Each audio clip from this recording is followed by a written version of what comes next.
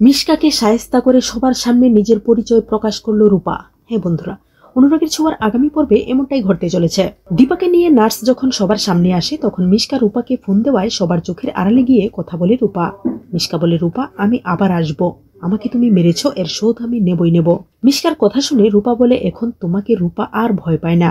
এদিকে দীপাকে নিয়ে সূর্য তার বাসায় যাওয়ার জন্য প্রস্তুত হতে থাকে। তারপর সবাই মিলে অসুস্থ দীপাকে নিয়ে সূর্যর বাসায় চলে আসে। সূর্যর অনুরোধে সাক্ষ্যদেব, জয়ী আর তার মাকে নিয়ে সূর্যদের বাসায় থেকে যায়। সূর্য দীপাকে নিয়ে সব সময় ব্যস্ত থাকায় রূপার কাছে খুব ভালো লাগে, কিন্তু সোনার কাছে তেমন একটা নয়। রূপা ভাবে, আমি তাহলে এতদিন ধরে বাবাকে ভুল বুঝে এসেছি, বাবা মাকে এত ভালোবাসে, আমি বাবাকে আর কষ্ট পেতে দেব না। পরদিন সকালবেলা মিশকা যখন টিস্কার পরিচয়ে সূর্যর বাসায় চলে আসে দীপাকে দেখতে, তখন রূপা চরম রেগে যায় মিশকার উপর। মিশকা ভাবে রূপা নিশ্চয়ই ভয়ে কাউকে কিছু বলবে না, কিন্তু না, রূপা এবার ভিন্ন রূপে মিশকার সামনে হাজির হয়।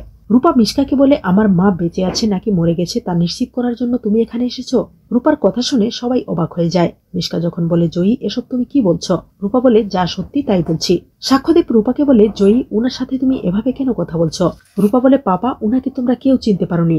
এসব শুনে মিশকা ভয় পেয়ে যখন চলে যেতে চায় তখনই রূপা তার হাতে থাকা লাঠি দিয়ে মারতে থাকে আর বলতে থাকে, মিশকা তোকে আজ শেষ করে ফেলবো, তুই আমার মাকে মেরে ফেলতে চেয়েছিলি। রূপাকে থামানোর জন্য সূর্য রূপার কাছে গেলে রূপা বলে, বাবা তোমাদের ধারণাই ঠিক, আমি তোমাদের রূপা, কিন্তু এতদিন এই মিশকার ভয়ে নিজের পরিচয় তোমাদের দিতে পারিনি।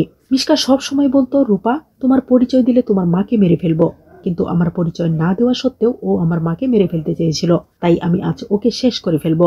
এদিকে রূপাকে ফিরে পেয়ে সোনা ও সূর্য মহা খুশি হয়ে যায়। তো বন্ধুরা, তোমরা তো এটাই চাও, এভাবেই যেন মিশকাকে উপযুক্ত শিক্ষা দেয় রূপা, আর সেই সাথে তার পরিচয় যেন সবার সামনে প্রকাশ করে।